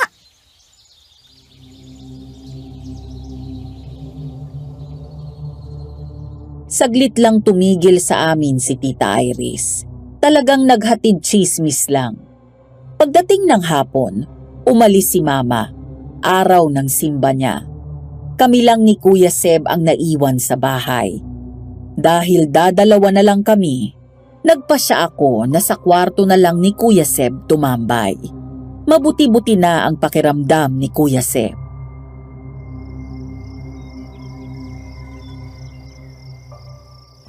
Parang narinig ko si Tita Iris kanina. Oo, nagatid lang ng balita. Tungkol saan? Hindi saan, kundi sino. Sino naman daw? Sumuka daw ng dugo si Madam Chat. Kailan daw yun? Kahapon. Sa intindi ko, kasabay ng panggagamot mo kay Junie. Hindi mo naman iniisip ang iniisip ko, ano? Posibleng si Madam Chat ang nanalbahi kay Junie. Sana hindi. At kung sakali mang totoo yun, anong dahilan? Siya lang ang nakakaalam. Sana lang. Kung siya nga ang may gawa, huwag na niyang uulitin. Baka mas malala pa ang magiging singil sa kanya. Nang sumunod na araw, abala sa kakatext si Kuya Seb. Kunot ang noo na para bang ang bigat ng problema niya. Panay din ang dial sa cellphone. Buti na lang walang masyadong customers noon. May isang bata lang na naglalaro ng online game habang bigay todo sa pagdukdok sa mouse at keyboard. Panay din ang pagpapaulan ng malulutong na mura ng kutong lupa.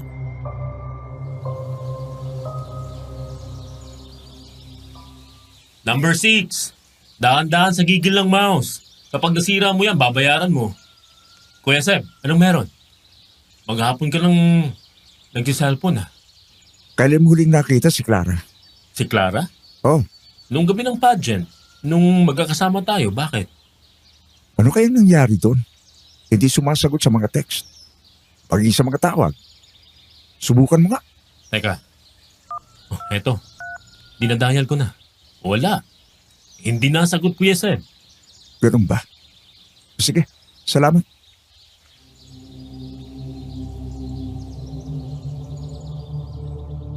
Di nagtagal, dumating si Junie sa shop namin. Kasama niya si Owen, na mahigit 1 linggong nawala. Naupo sila sa bar counter at doon nagkwentuhan.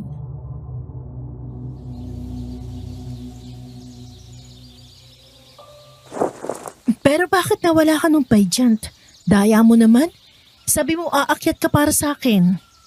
May biglaan akong kailangang asikasuhin eh. Na umabot ng 1 linggo? Daya mo eh. Na hindi ka man lang mag-text. Nawala kasi cellphone ko. Ikaw nga ang unang hinagilap ko nang makabalik ako dito, di ba? Huwag ka na magtampo dyan. Sige, hindi na. Pero sa isang kondisyon. Sige, kahit ano. Basta huwag ka na lang magtatampo. Patingin ako ng abs mo. Pati ng biceps mo. Ano? Dito? Dito? Bakit naman hindi? Para t-shirt lang naman ang aalisin mo eh. Tsaka tayo-tayo lang naman ang nandito. Wala namang pakialam yung batang naglalaro. Junie, hindi bar ang cafe namin. Ito naman eh, puro saglit lang. Sige na, Jeffrey. Hindi, lukaret na to. Sige na, Jeffrey. Payagan mo na. Yay! Thank you, Kuya Seb. Owen, pumayag na si Kuya Seb. Hindi ka na pwedeng tumanggi. May choice ba ako?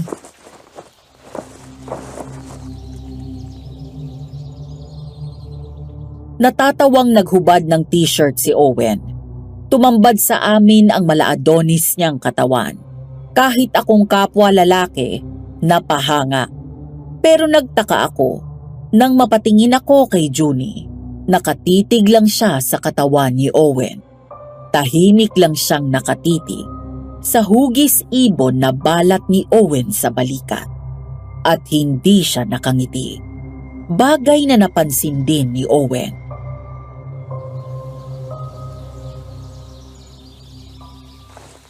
Nakaka-conscious ka naman kung makatitig. Baka magagat ka na lang bigla. Junie?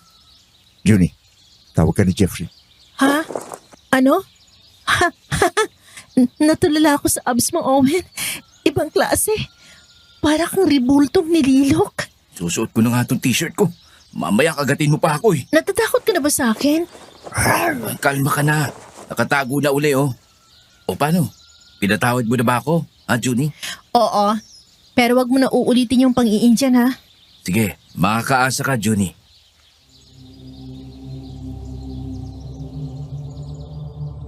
Pinabayaan ko na yung dalawa. Inabala ko ang sarili ko sa paghuhugas ng mga tasa.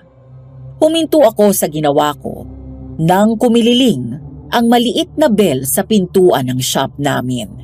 Si Madam Chat ang pumasok.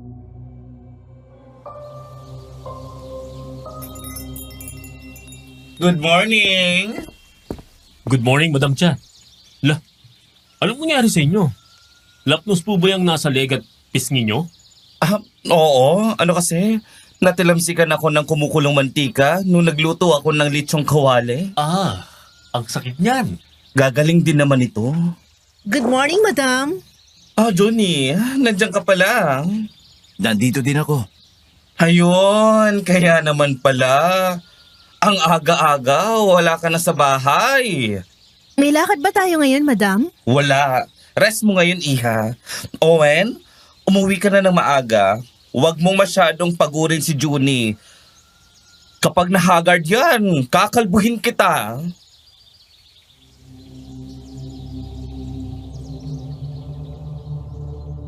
Pagkalipas ng 1 linggo, naging mas malapit sina Junie at Owen. Pero nasaan si Clara? Puro si Owen lang ang palaging kasama ni Junie. Kahit ang regular na pagdalaw sa shop ni Clara ay tumigil na. Pagdating ng Sabado, bandang papalubog na ang araw, nahagip ko sa wakas si Clara na naglalakad sa may tabing dagat.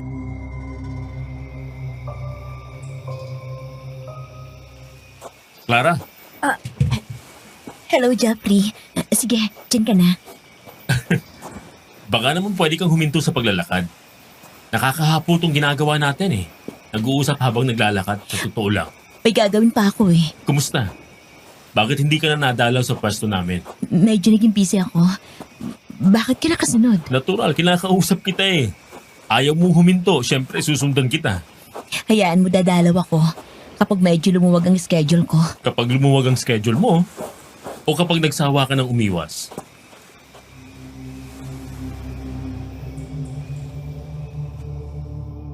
Sa sinabi ko, biglang huminto si Clara. Tumingin siya sa dagat ng ilang sandali at huminga ng malalim. Saka siya humarap sa akin. Hindi ko naman kayo iniiwasan.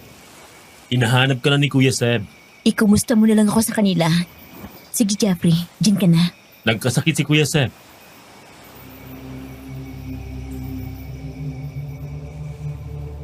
Ang balak na paglalakad ulit ni Clara, biglang nahinto. Muli siyang humarap sa akin. Bakas sa mata niya ang pag-aalala.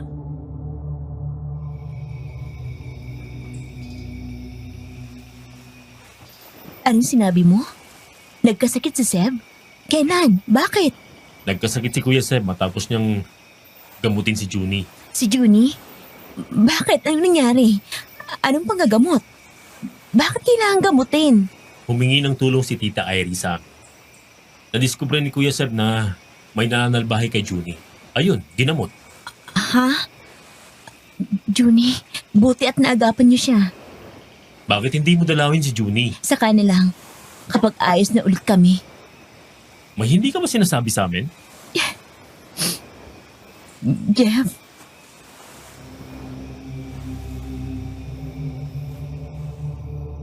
Matapos niyang tawagin ang pangalan ko, umiyak na siya. Inalalayan ko siya papunta sa mga stone benches at inupo doon. Inabutan ko siya ng panyo at hinintay ko na kumalma siya.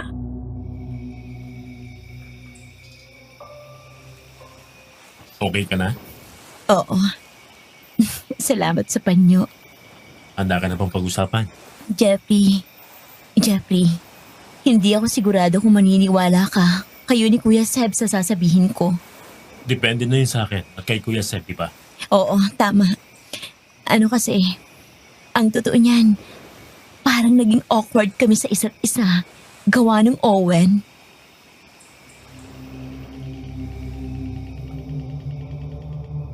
Sabi ni Clara, nung gabi na makakita kami ng aswang sa dressing room.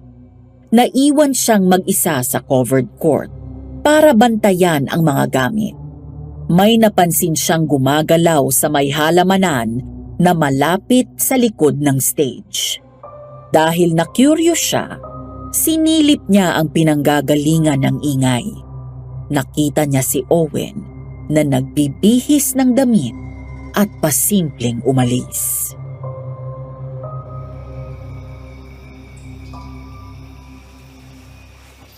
Parang pumuslit, ganun ba? Oo, parang ganun. Bakit hindi mo tinawa? Hindi ko alam. Hindi ko alam kung bakit hindi ko tinawag si Owen. Siguro dahil sa kakaibang naamoy ko sa kanya. Anong amoy? Parang yung amoy ng patay na daga. Manamis-namis na nakakasuka. Na parang nato yung dugo sa ilalim ng araw. Grabe naman yun. Tapos, parang amoy asopre na hindi ko mawari eh. Nakita mo ba siyang malinaw? O baka ka-profile niya lang? Oo, nakita ko siyang malinaw. Medyo paganga ang mukha eh. Sinabi mo yung kay Junie? Oo, nung mismong gabi. Pagka-uwi niya, dinayo ko siya sa bahay nila.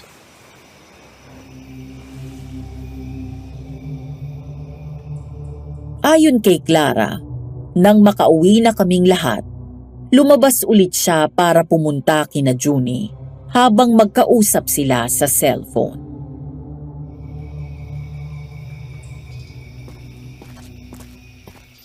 Hello, Junie.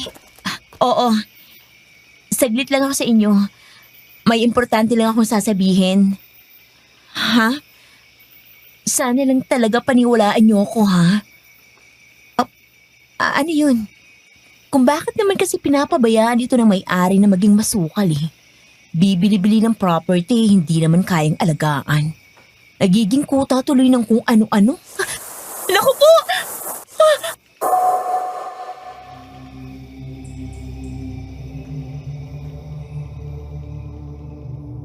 Pagkarinig sa ungol, tumakbo na si Clara. Ang problema, malawak yung lote, kaya mahaba ang sakop ng daanan. Malapit na sana siyang makalampas nang biglang binundol siya noong aswang. Bumalandra sa konkreto si Clara at kinubabawan siya ng aswang.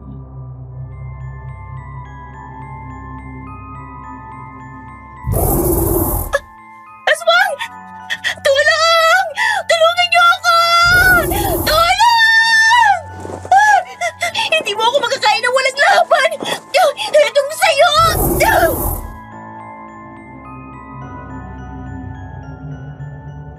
Nakuha ni Clara ang balot ng asin na dala niya at ikinuskus yon sa leeg at mukha noong aswang. Nang umangil ang aswang na parang nasaktan, sinamantala ni Clara ang pagkakataon at tinadyakan ang aswang. Pagkatapos ay kumaripas na siya ng takbo hanggang sa makarating kina Junie.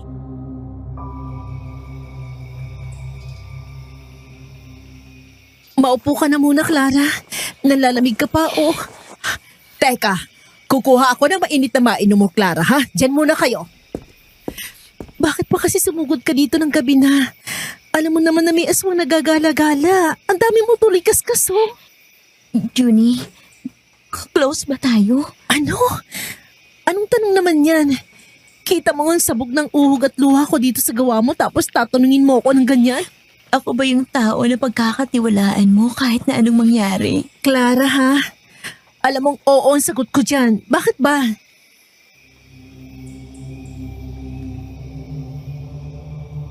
Sinabi ni Clara kay Junie ang nakita niya. Nang matapos siyang magkwento, tahimik lang si Junie. Pero hindi bumitaw sa pagkakahawak sa mga kamay niya.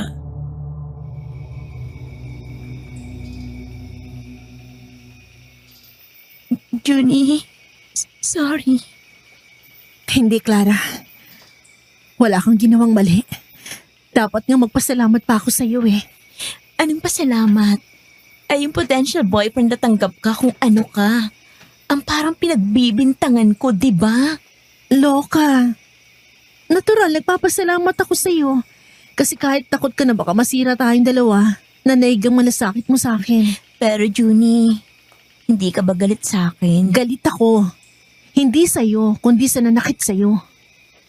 Junie, Kung si Owen man ang aswang, sinasabi ko na sa iyo, magtago na siya sa pinanggalingan niya. Lintik lang ang walang ganti. hindi ko gusto yung tono ng pananalita mo. Kung ano man ang balak mo, wag mo nang ituloy. At bakit hindi? Iba ito sa mga simpleng away kanto na dati mong hinaharap. Baka mapahamak ka. Para saan pambansag sa akin na ray ng aswang kung hindi ko paninindigan? Junie, Matanong lang kita. Napansin mo ba kung anong kulay ng mata ng aswang na atakihin ka? pula ang mata ng aswang. Pula.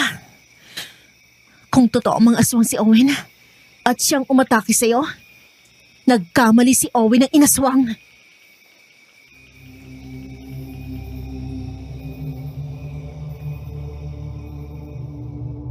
Pagkatapos noon, hindi na nagkaroon ulit ng pagkakataon na mag-usap si Junie at Clara. Nang matapos magkwento si Clara sa akin, saglit na namayani ang katahimikan sa pagitan naming dalawa.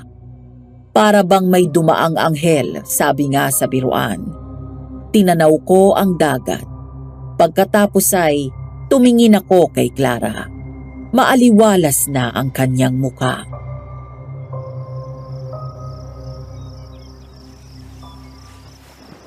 Kita mo? Eh di nakagaan, di ba? Oo, tama ka. Kaya naman ang susunod nating gagawin, puntahan ang jowa mo at gumawa ng plano. Ano? Sinong jowa? Wala akong Hoy, jowa. Maria Clara. Ako'y wag mong pagsinungalingan, ha? Hoy ka din, Ashton Jeffrey. Maninawag ka pa ng totoong pangalan ah. Huwag ka na mag-deny. Hindi ako nagdi-deny. Ilang beses ko na kayong nahuhuli ng kuya ko. Ilang beses ka na ding nadudulas na Seb lang ang tawag mo sa kanya. Isa pa, nakakita ko na inapakan mo siya nung gabi ng pageant. Oo, hindi ko alam yung sinasabi mo ah. Halos durugin mo lang pa ni Kuya Seb nang sabihin niya na swerte siya dahil nakakita siya ng mga sexy. Oo na. Okay, tama ka. Hindi ko mamasamain na maging ate ka. Hindi pa naman sigurado kung pakakasalan ako ni Seb. Masaya na ako sa ganito.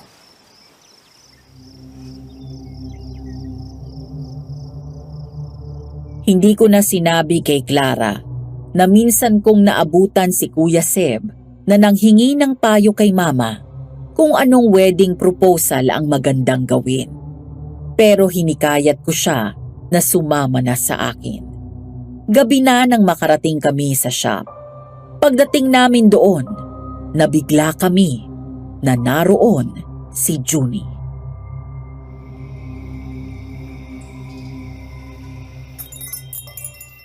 Junie, Hello!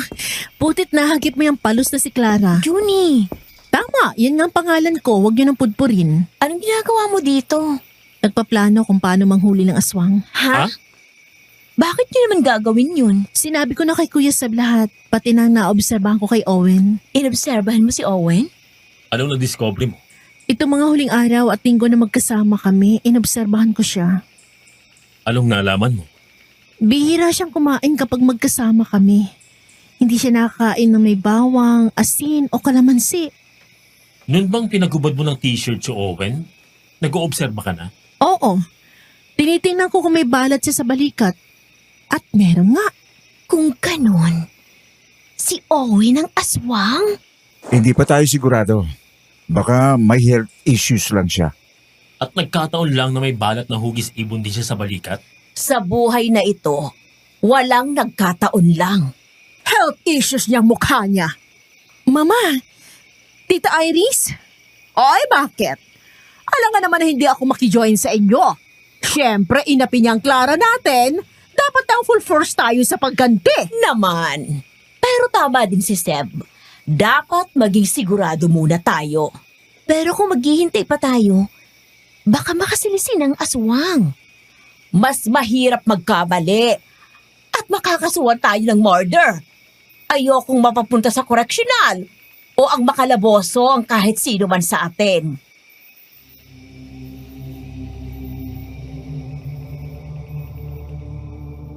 Plinano namin ang aming galaw. Una, dapat ay makasigurado kami na aswang si Owen. May itinuro si Kuya Seb na paraan kung paano.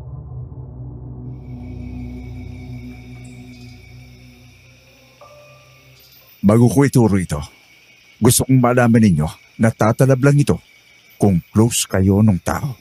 Okay, gets ko. Hindi ito tatalab sa kung sinong estranghero na pagtitripan nyo lang. Alamin kung aswang. Okay, paano ba yan, Kuya Seb? Tatayo ka na magkahiwalay ang paa mo. Tapos tutungo ka para tumingin sa pagitan ng mga binti mo. Ibig mong sabihin mag-bend over, ganon? Oo, ganun. Kung aswang yung tao, makikita mo siya o sila sa tunay nilang anyo habang nakatingin ka sa pagitan ng mga binti mo. Hindi yan pwede sa matatanda, mahihilo. Tama ka dyan, darling Eleanor. Ex na din si Jeffrey, nakasalamin siya. Pwede akong mag-contacts. Teka. Nalimutan nyo na agad na dapat may close relation doon sa tao. Kaya si Junie ang dapat gumawa nun. Game ako. Kung sakali na hindi naman siya aswang, well and good, di ba? Tama. Sakto. Inimbita ko na mag-try na mag-dinner sa kanila bukas ng gabi.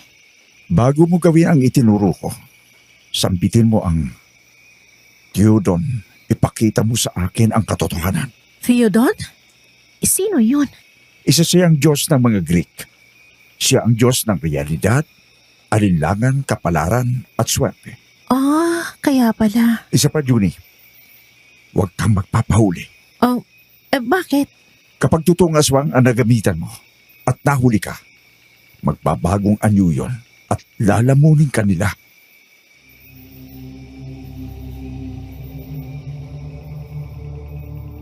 Kinabukasan, pagsapit ng gabi, Lumarga na si Junie sa dinner date niya. Kami naman ay parang mga sundalo na palihim na pumwesto sa may likod bahay. Bago kami umalis, nag-spray pa kami ng katas ng halamang gamot na sabi ni Kuya Sep ay maitatago ang amoy namin sa mga aswang.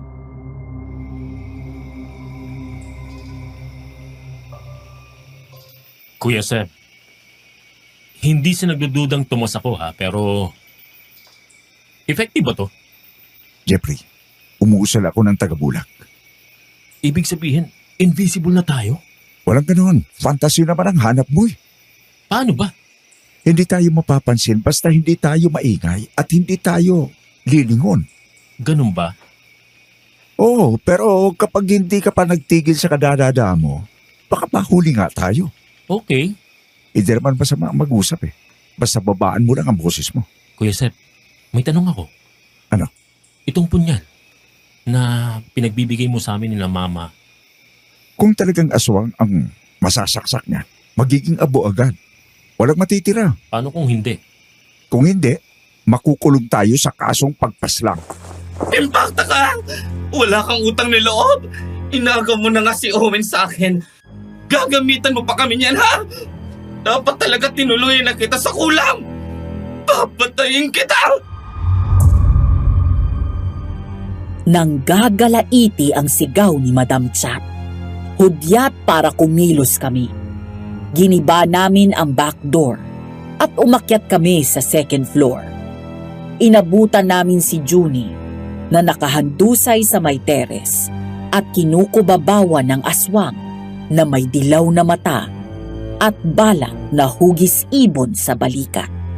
Nakalilis na ang laylayan ng damit ni Junie at kinakapana ng aswang ang pagitan ng hita niya.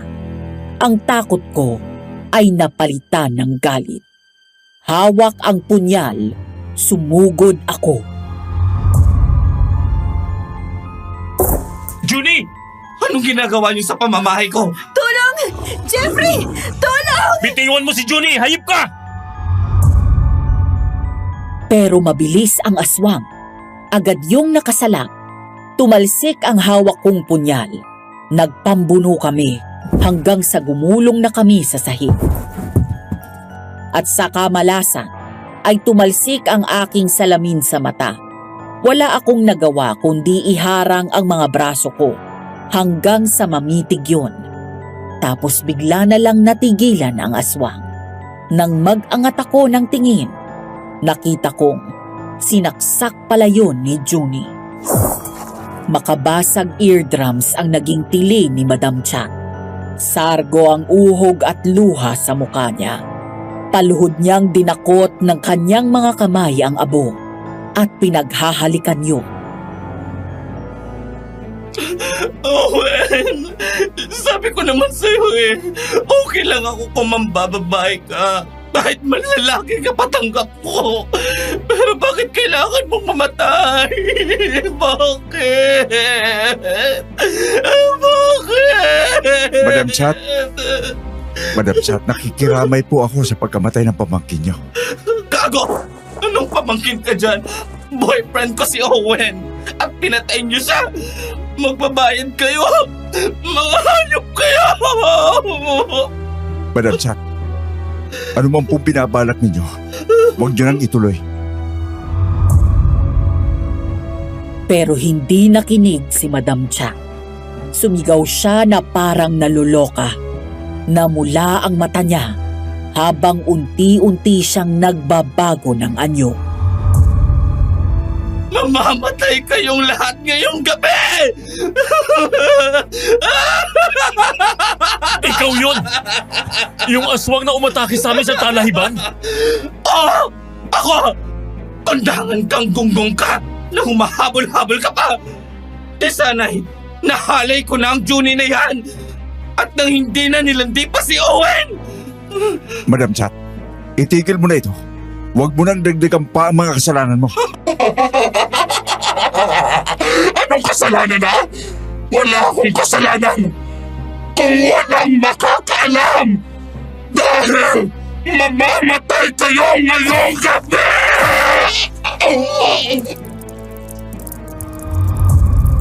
Ngunit bago pa naging lubusan ang pagbabagong anyo ni Madam Cha, sinaksak na siya ni na Mama at Tita Iris sa magkabilang tadyang. Tig-isang tagiliran sila. Nakasunod na pala yung dalawang Amazona, ang ibig kong sabihin, yung mama namin at si Tita Iris. Ang dami mong dada! Hindi kasi ito pelikula, no? Kung sumugod ka na lang kasi, hindi ka sana namin nahagip. Eleanor! Iris! Ang galing mo, Eleanor. Tamang-tamang pagkakasabi mo na pumasok na tayo. Appear tayo! Ako pa, hindi ako papayag na makanti niya kahit ang buhok ng mga anak ko. Pagkatapos noon, ay pumaswit si Kuya Seb, yung uri ng pito na silbing hudyat. Doon na nagpasukan ang mga tanod, kasama ang kanang kamay ni Mayor. Abo na lamang ni na Owen at Madam Chat ang inabutan nila. Ito ang pinangakong pabuyan ni Mayor. Bala ka na daw maghati-hati niyan. Seb, Pakisabi po kay Mayor, salamat po sa pagtitiwala at sa paniniwala niya sa sinabi ko. itinaya mo na naman ang reputasyon mo, pati ang buhay mo. Paano hindi siya maniniwala sa'yo? Karangalan ko po na makapagsilbi ka man. Siya ka pala, ang bili ni Mayor, ha? Wala kayong pagsasabihan nito. Sige po. Pwede naman sigurong ikwento, pero huwag nang mabanggit ang eksaktong lugar. Maganda ding kapulutan ng aral ang karanasan na ito, hindi ba? Pwede ding magsilbing babala.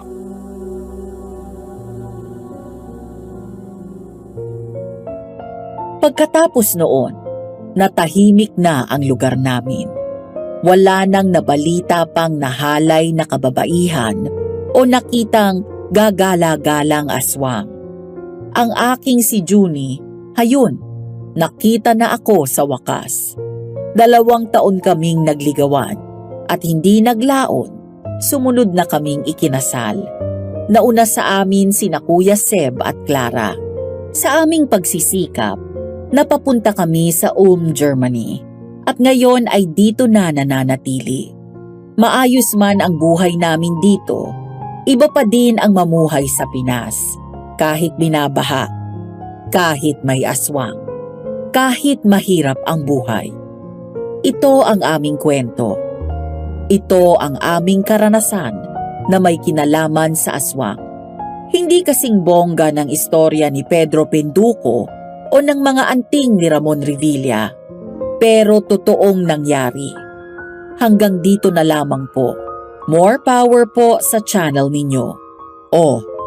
Doon sa mga nakapakinig, lapag na ng mga comments ninyo, nagbabasa ako. At kung hindi pa kayo nakasubscribe sa channel na to, gawin nyo na ngayon.